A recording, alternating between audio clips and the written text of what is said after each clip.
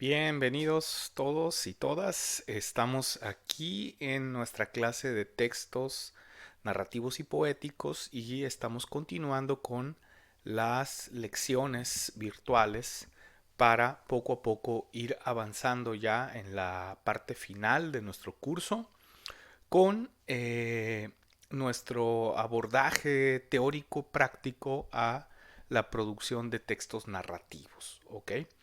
El día de hoy, como ustedes bien saben, pues estamos ya inmersos en el segundo tema. Ya vimos la parte teórica que tenía que ver con los textos narrativos, el análisis de las historias y los cuentos, las voces narrativas, los elementos que los componen. Y ahora ya en las últimas dos lecciones hemos estado abordando la parte práctica directamente que tiene que ver con el estilo, el manejo del lenguaje, las estrategias para construir un texto que resulte interesante y que cumpla con el objetivo que tenemos en mente, lo que queremos narrar, la experiencia, la situación o la idea que queremos transmitir y convertir en un cuento escrito que pueda ser leído y entendido por todo el mundo. Hoy vamos a continuar entonces con estas estrategias de estilo en la narrativa y vamos a abordar una herramienta que es fundamental para cualquiera que se va a sentar a escribir un relato literario. ¿Ok? Este día vamos a abordar dos técnicas, dos estrategias que nos sirven para construir textos, la escena y el resumen. ¿Ok? Vamos a ver, por ejemplo, que hasta el momento ustedes llevan ya una gran cantidad de avance en el proceso de planeación de su historia.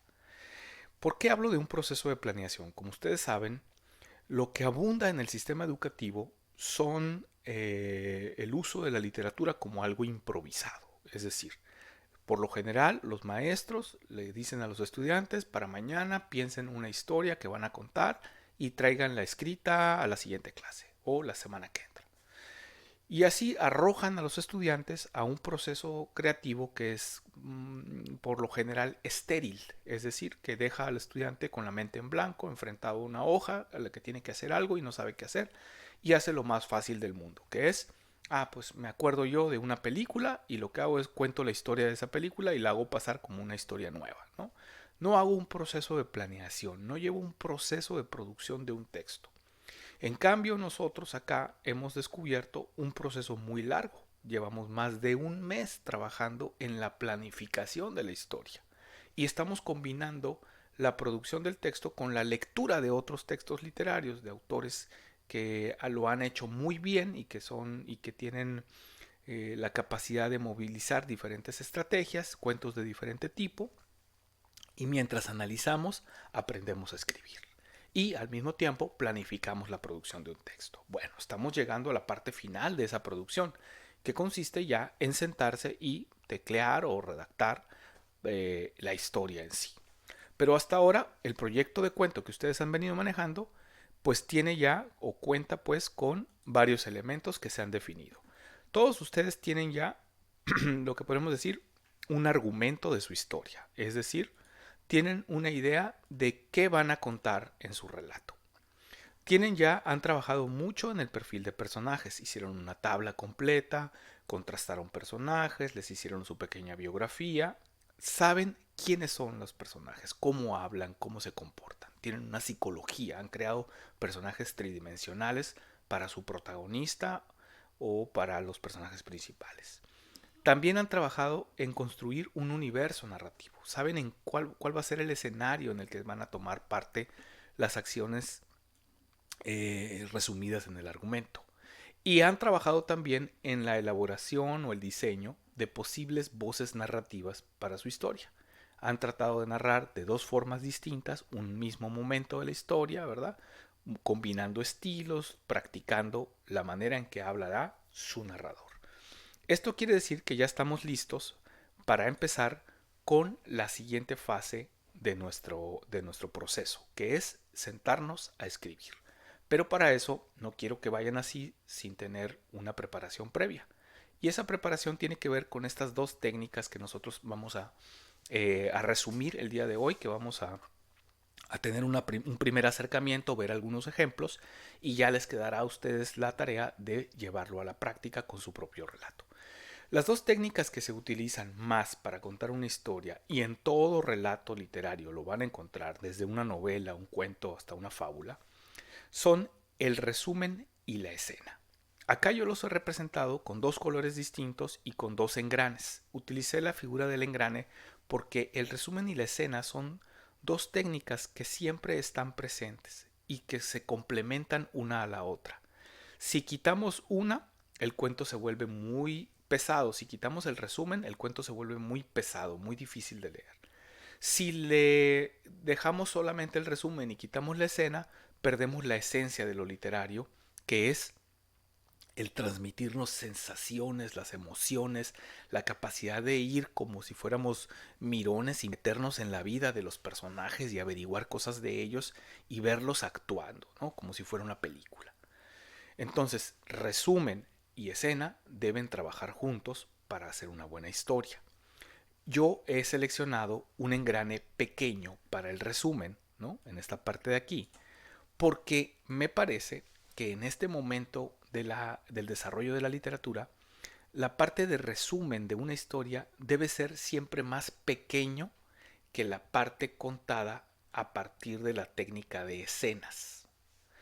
En un minuto van a entender por qué.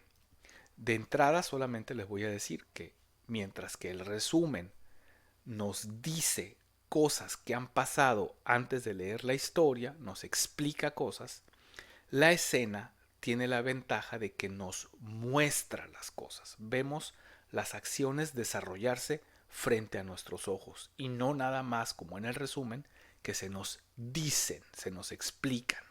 ¿Ok? Entonces a los lectores nos gusta tener la sensación de ver las cosas desarrollándose en un cuento, en una novela, más que oír a una voz narrativa explicarnos por qué pasaron las cosas y qué cosas pasaron. ¿Ok? Bueno, vamos a ver en la siguiente gráfica, vamos a ver una explicación en contrapuesta, una explicación de contraste de qué es una escena, para qué sirve una escena, qué hay en una escena y qué efecto provoca, y qué hay en un resumen, cómo se define el resumen y qué efecto provoca. Vamos a ver la diapositiva.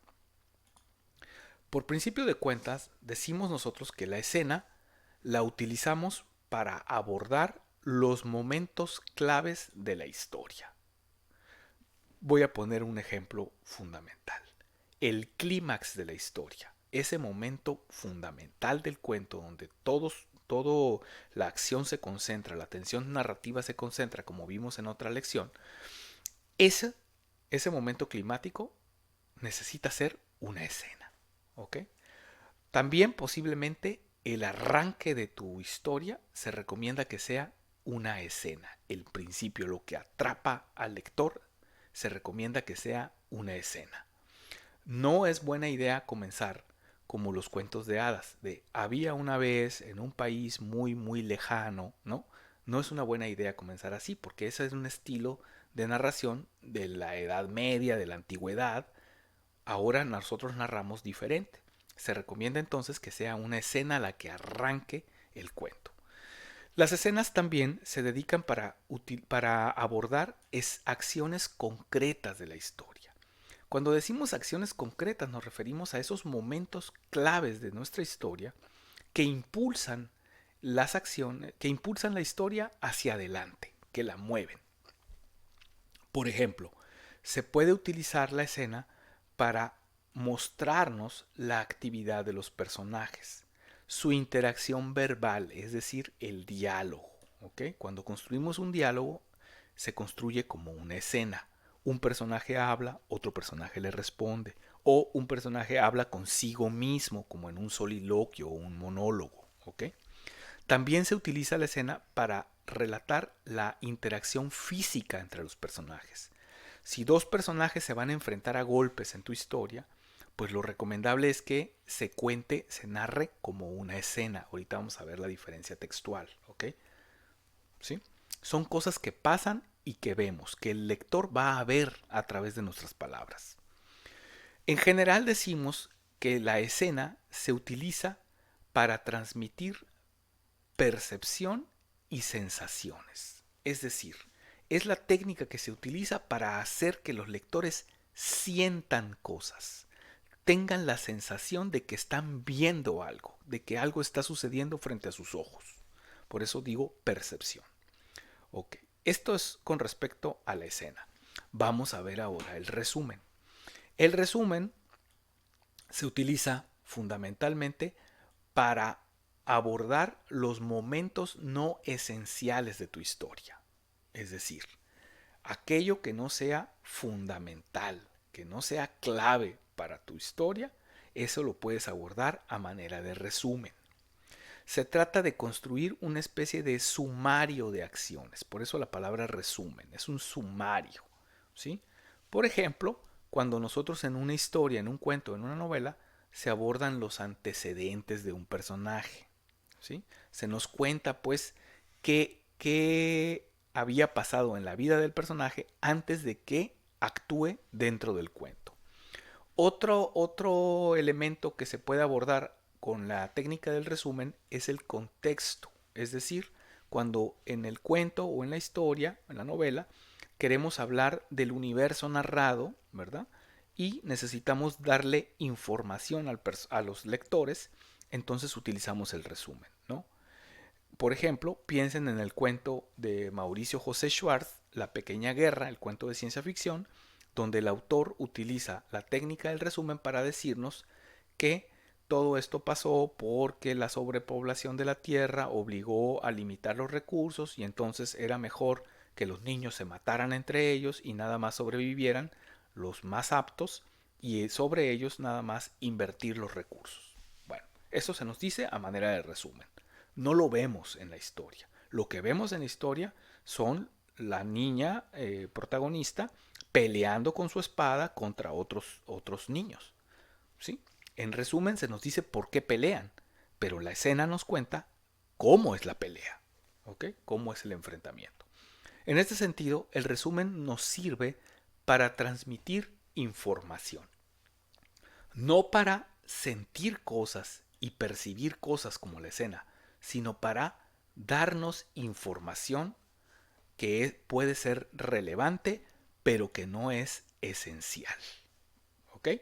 Esa sería entonces nuestra diferencia entre escena y resumen. Veamos ahora cómo funciona.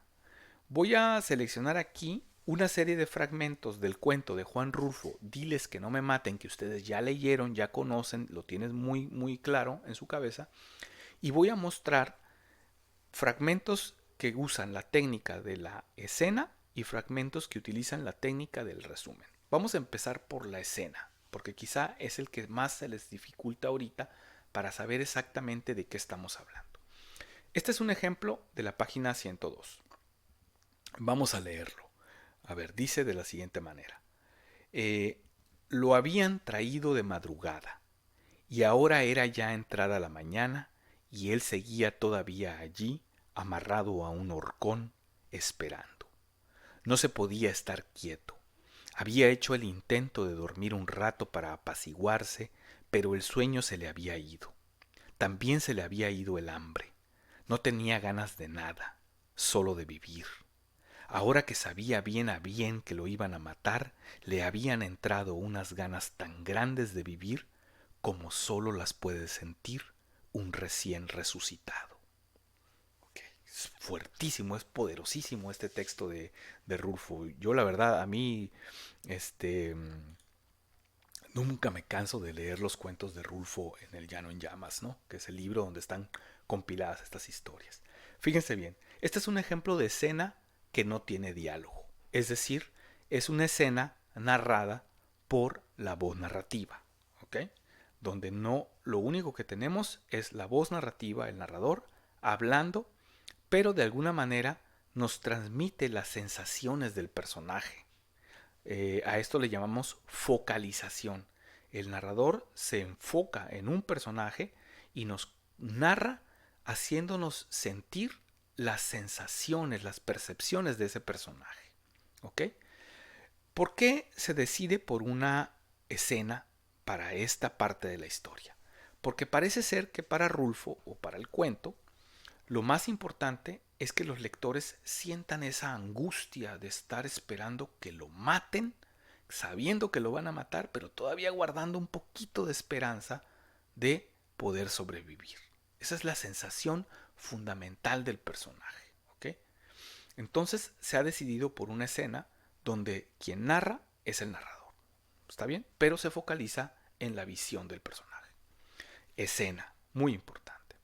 Fíjense bien cómo utiliza el lenguaje para de alguna manera transmitirnos que es el personaje quien está sintiendo cosas. Aquí se vale, por ejemplo, de algo que veíamos la clase pasada, el estilo indirecto libre, ¿sí? Cuando la voz del narrador y la voz del personaje se fusionan y no se distinguen. Dice, ahora que sabía bien a bien que lo iban a matar. Esa idea de bien a bien se parece más a la manera en que habla el personaje, no la manera en que habla el narrador. Y luego viene seguido de otra cosa. Le habían entrado unas ganas tan grandes de vivir como solo las puede sentir un recién resucitado.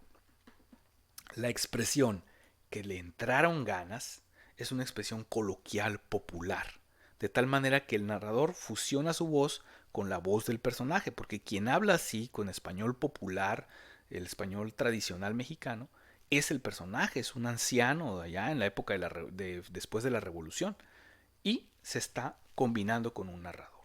¿Ok? Muy bien. Vamos a ver ahora un ejemplo de escena donde sí hay diálogo. ¿Ok? Esto es una escena, estamos contando algo, nos están presentando algo, nos están mostrando algo, pero viene dialogada. Dice así, pregúntale que si ha vivido alguna vez en Alima, volvió a decir la voz de allá adentro. Hey tú, que si has habitado en Alima, repitió la pregunta el sargento que estaba frente a él. Sí, dile al coronel que de allá mismo soy y que allí he vivido hasta hace poco. Pregúntale que si conoció a Guadalupe Terreros. Que dice que si conociste a Guadalupe Terreros. ¿A don Lupe? Sí. Dile que sí lo conocí. Ya murió.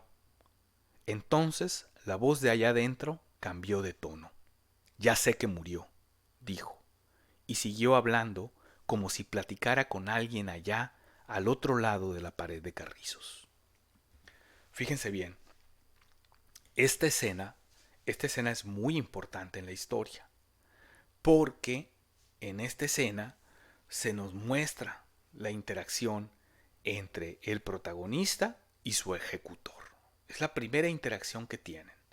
Y es muy interesante porque como lectores percibimos lo angustiante que debe ser para el personaje estarse tratando de defender, siendo interrogado por alguien que lo va a matar, y esa persona que te va a matar o que te está deteniendo, que te está juzgando, no la puedes ver.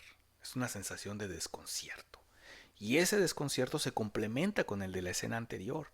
La sensación de que te van a matar, de que ya sabes que no tienes salida, pero guardas un poquito de esperanza.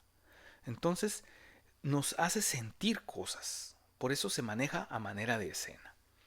Fíjense bien cómo al principio de la escena el narrador nos ayuda con el diálogo. Nos dice cosas de quién está hablando, ¿verdad? Utiliza aquí estas acotaciones como en el teatro para decirnos qué está pasando. Pero luego ya se vuelve innecesario. Ya no aparecen aquí, están vacíos, pues no, ya no nos dice quién dijo esto, quién dijo lo otro, porque nosotros ya podemos seguir el hilo del diálogo, ¿ok? Eso le da agilidad, nos hace creer que la escena la estamos viendo como en una película o en una obra de teatro. Es algo que se vive, pues, ¿no? Muy bien. Bueno, ya más adelante de este momento, pues es cuando se va a decidir la suerte del personaje. Van a decidir, pues, que lo ejecutan. Y hay una sentencia horrible, ¿no? En la continuación de este diálogo, que no puedo poner aquí porque es muy largo, hay una sentencia terrible. Bueno, estos fueron los dos ejemplos, ¿no? Una escena sin diálogo y una escena dialogada. Vamos a ver ahora el ejemplo del resumen, ¿ok? En el caso del resumen, nosotros vamos a ver una diferencia fundamental. Mientras que en las escenas nos quieren transmitir sensaciones, percepciones, ver que las cosas están pasando ahí, se nos están mostrando las cosas, en el caso del resumen se nos explican las cosas, se nos dicen las cosas, pero no las vemos con la misma claridad, con la misma intensidad. Veamos este primer resumen en la voz del narrador. Este es el narrador quien está hablando. Don Lupe Terreros, el dueño de la puerta de piedra, por más señas su compadre, al que él juvencionaba, tuvo que matar por eso, por ser el dueño de la puerta de piedra y que, siendo también su compadre, le negó el pasto para sus animales. Fíjense bien, acá lo que tenemos es que el resumen se utiliza para explicarnos los antecedentes de la historia.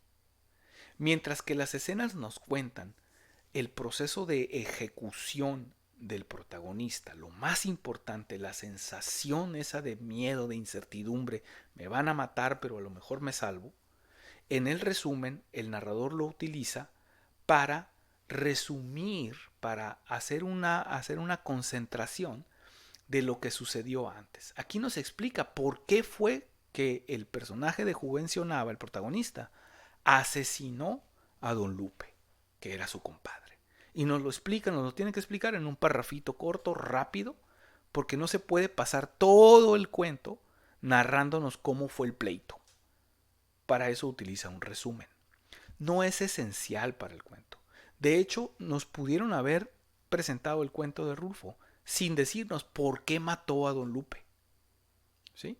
Sin embargo, le parecía importante al autor, al texto es importante, que ellos hayan estado relacionados, pues, ¿no? Que eran compadres, que estaban muy unidos, que el joven militar que lo va a fusilar en unos minutos es, de alguna manera, está conectado con su familia, pues puede que haya sido su ahijado incluso.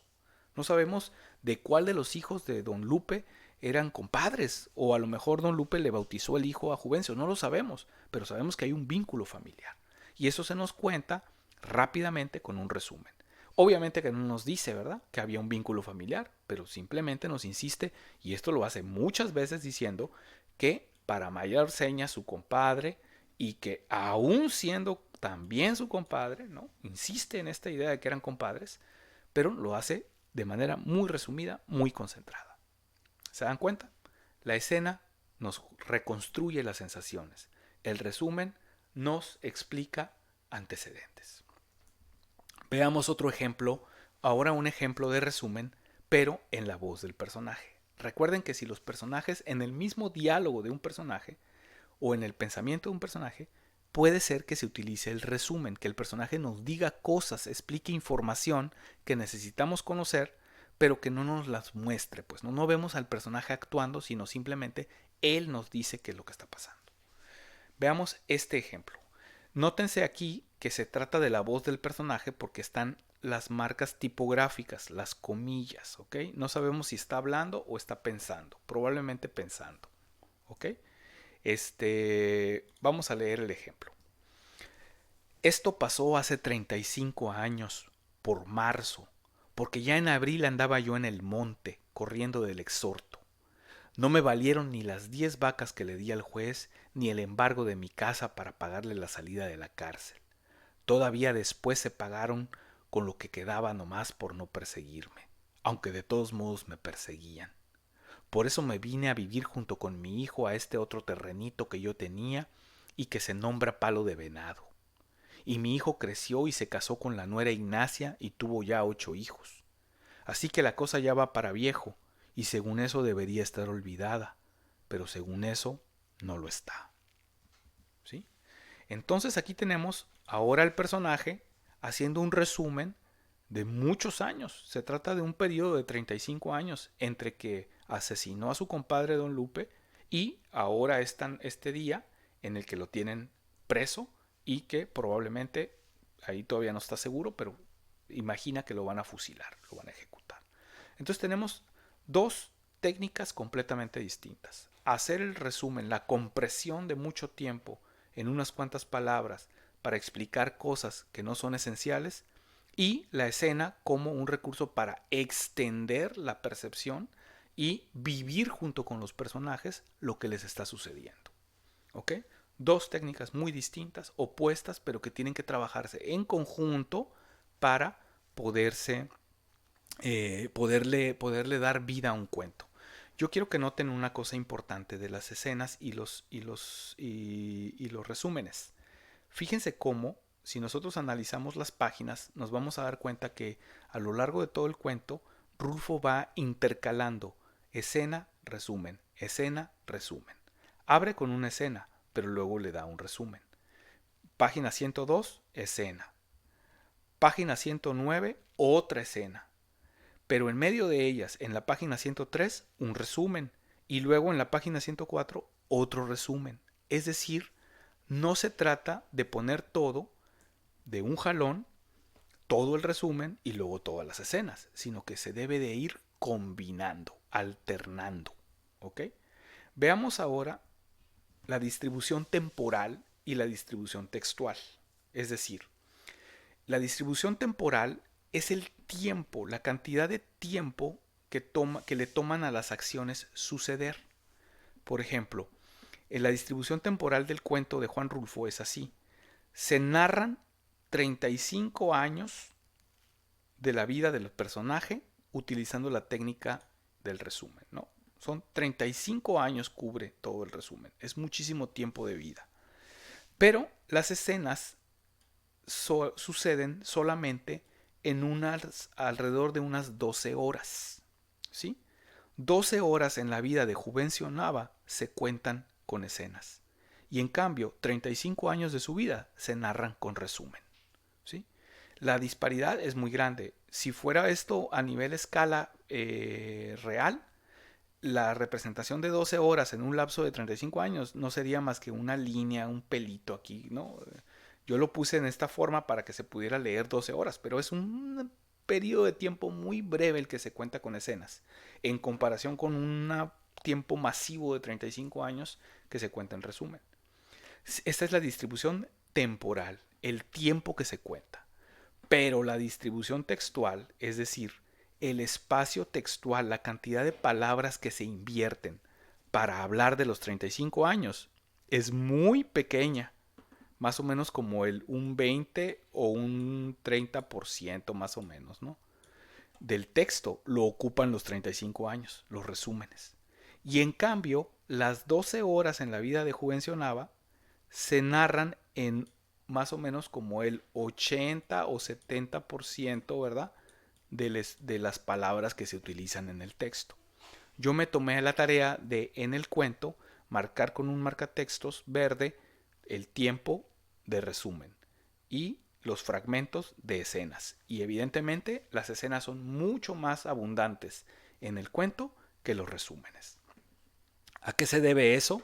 Pues a que el resumen es una parte aburrida de las historias. No podemos sostener mucho tiempo contando, haciendo un resumen, porque a los lectores no les interesa que tú les digas lo que pasó. Es mejor o lo disfrutan más si tú les muestras las cosas como están pasando. ¿Ok? A los lectores nos interesa la vida de los personajes, lo que sucede, las acciones. Bueno, con esto terminamos la explicación del día de hoy. ¿Qué les parece si empezamos ya con un ejercicio muy interesante? Vamos a redactar nuestro primer borrador del cuento. Para eso, mi recomendación es la siguiente. Antes de comenzar a escribir el cuento ya como va a ser su primer borrador, les recomendaría que organicen los eventos de la historia con el argumento que ustedes ya tienen, ustedes ya saben lo que se va a contar, qué va a pasar en el principio, qué va a pasar en la mitad, cuál va a ser el clímax y cuál va a ser el desenlace. Entonces, recomiendo que lo organicen, ¿verdad? En secciones que les vaya a corresponder escenas y secciones que se van a contar como resumen, ¿ok? Yo haría una pequeña tabla como línea de tiempo e iría marcando, pues, ¿no? A ver, esta parte de la historia voy a hacer una escena. Esta parte de la historia es mejor contarla con un resumen porque no es tan esencial o no me alcanza el tiempo para contarla toda, ¿sí? De los antecedentes de mi historia voy a contar como resúmenes aquí, aquí y aquí. Y los distribuyes todo en una tabla. Una vez que hagas eso, ya lo tengas claro, vas a revisar todas tus notas de todo lo que llevas. El diseño de personajes, el diseño de la voz narrativa, el universo ficticio que seleccionaste, todo lo que has hecho hasta ahorita en esta clase. ¿Ok? Y con eso vas a redactar tu primer borrador del cuento. Ojo, un cuento no se escribe de un día para otro y queda ya perfecto y publicable. No. El trabajo de escritura es un trabajo de mucho diseño, mucho tiempo diseñando, un mes, por ejemplo, y luego un periodo de producción de una primera versión, revisión de esa versión, corrección, cambio, transformación, relectura y relectura, y mucho ya después de todo ese proceso, ya quizá podamos tener una versión que nos guste y que nos compensa. No se cierren. Entiendan que es solamente un borrador. No se pongan en blanco. Ya tienes un plan, nada más sigue tu plan, usa tu imaginación, disfruta el proceso de escritura, ¿eh? Te tiene que recrear, te tiene que fascinar y no te preocupes por el resultado todavía. Ya lo iremos corrigiendo poco a poco. Espero que les haya servido esta lección y ojalá pues puedan tener su primera versión del cuento muy pronto. Recuerden, pónganse en el lugar del lector. Piensen en qué le gustaría ver, saber al lector y no lo aburras. ¿Ok? Nos vemos en la próxima cápsula, en la próxima lección.